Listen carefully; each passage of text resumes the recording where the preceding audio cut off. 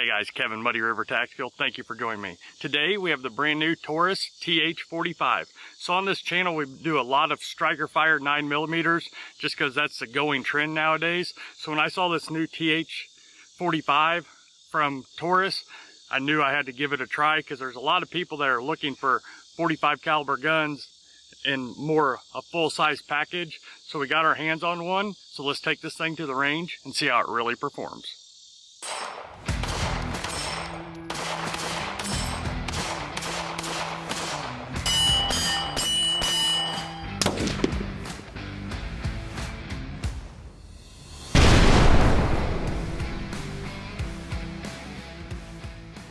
Alright guys, if you guys are like me, when you think of Taurus, I think of reliability because I've had great luck with my Tauruses. I know some people haven't, but all my Tauruses I've had great reliability, no issues. However, I think of a budget pistol when I think of Taurus. That's just kind of how they've been forever. So when I got my hands on this TH45, I was kind of surprised to see that the MSRP was $529. Granted, I know it's a full-size gun and a 45 ACP instead of 9mm. And a double action, single action, but it just kind of caught me off guard. So today we're going to shoot this thing and see if it really lives up to its price tag and see if it performs. So to start, this pistol weighs 28 ounces empty, which I believe is going to be a good weight because when you're packing 45 ACP, you don't want an 18-ounce gun. It's going to make the recoil very hard to control and manageable. It comes with two 13-round magazines. All the controls on this pistol are ambidextrous, which is super nice. So the mag release, you don't have to switch. It's just ambi from the get-go, slide release, the thumb safety. All of that's just good to go for the ambidextrous shooters. The rail on the front is a 2-slot rail, so it'll fit most of your lights or lasers if you so chose to add it. The finish and stuff on it is just like you used to with all the Tauruses. It's not the greatest finish, but it does look fairly decent. It's just kind of the Taurus finish. The texture on it, so this one has finger grooves on it, which in some cases I'm not a fan of, but on this particular pistol, being a bigger grip, it feels good in my hand, and I think I'm gonna like it.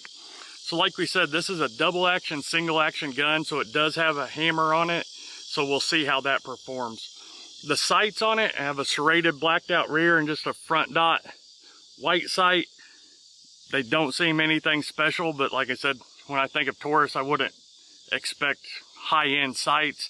So if you want some different sights, you could always change those for sure. So let's put the first mag through this pistol and see how it shoots.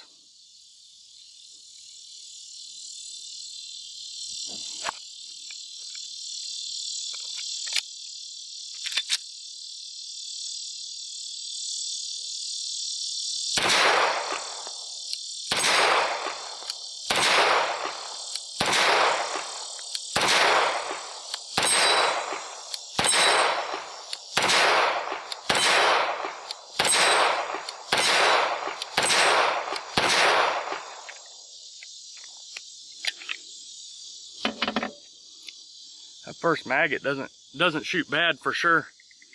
The sights I'm hitting low, so it's probably just me on the sights. I believe this back one is drift adjustable, so I may have to change it a little bit, but that's just kind of part of grabbing a new pistol as well. I don't shoot very many pistols like this, so it may just be my grip and stuff. My first impressions of it are, for being a 45, the recoil, the grip makes the recoil super controllable. It's not bad at all. Like I said, for me, the sights are off a little bit, but that just could be me. So when we put that other mag through it, we'll see. The trigger, surprisingly, the single action trigger, and I shouldn't say surprisingly, you can see the take up, and then just a good break.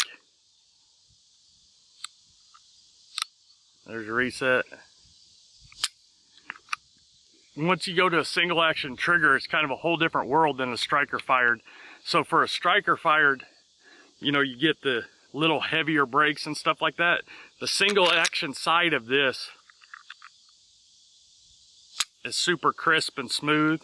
So the trigger is actually pretty good, especially for a budget type gun per se. So here's the double action. You can see it's just the long, moving the hammer, just the long kind of grungy. I'm not a super fan of the double action part of it, but that's only the first shot, and then you're back on to single action. So I mean, it's not bad, but it's not my favorite either. But also, I'm not a huge double action type of guy, just because I've shot so many striker fired guns. So that's just kind of part of it. So let's put one more mag through here, and then we'll give you our final thoughts.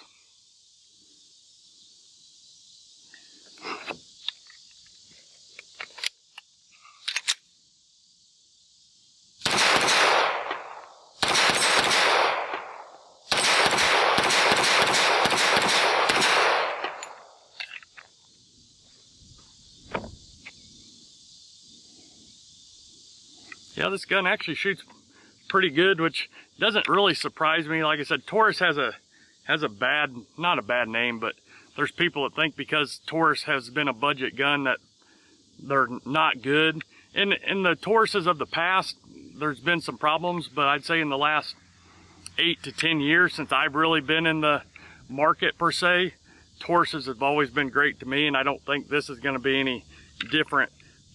I think what my problem with the grip, where I was talking about the grip, is these back straps are interchangeable. So it comes with some different back straps.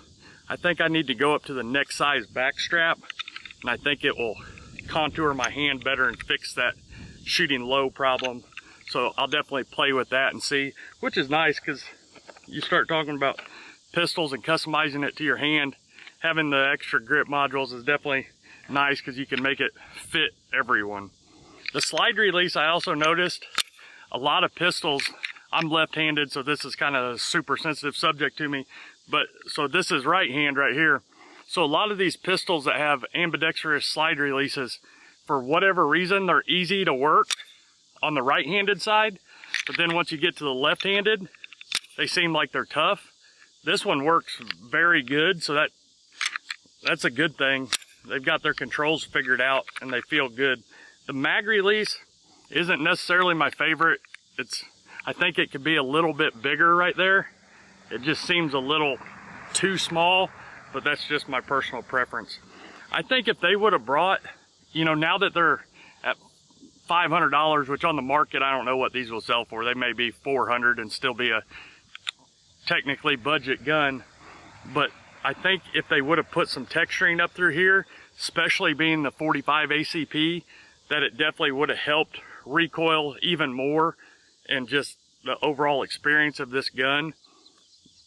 In my opinion, the more you go up in price, I know it's a weird world and everything's more expensive, so it's kind of relative nowadays, but as you get up in the price ranges from, you know, super budget to mid-range to high-end, people kind of expect those features to go up with them, including myself. So I wish they would have put some texturing in there and go from there. But if you're a double action, single action guy, I think in looking for a 45, I definitely think this is a good alternative, because if you go to the same style pistol in a HK or something like that, you're gonna spend $700-800.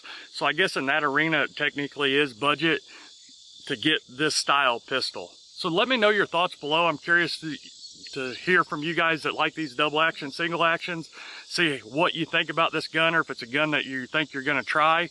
Overall, my first impressions of it are, for what it is, it seems super solid. I don't think there's gonna be any problems with them, but I don't know, that will come with time. We've only shot, you know, 2 mags, so 26 rounds through it, so I can't be the one to tell you if it's reliable or not. I just wanted to bring the first shots video to you where you can at least kind of see the recoil of it, see the trigger, see how it feels, so you can make a better decision if you want to pursue one of these pistols. So let me know all those comments below. If you need any holsters or anything, check us out at muddyrivertactical.com. We're always there to help, or email us at support@muddyrivertactical.com. Thank you guys for watching, and until next time, keep practicing and always be prepared.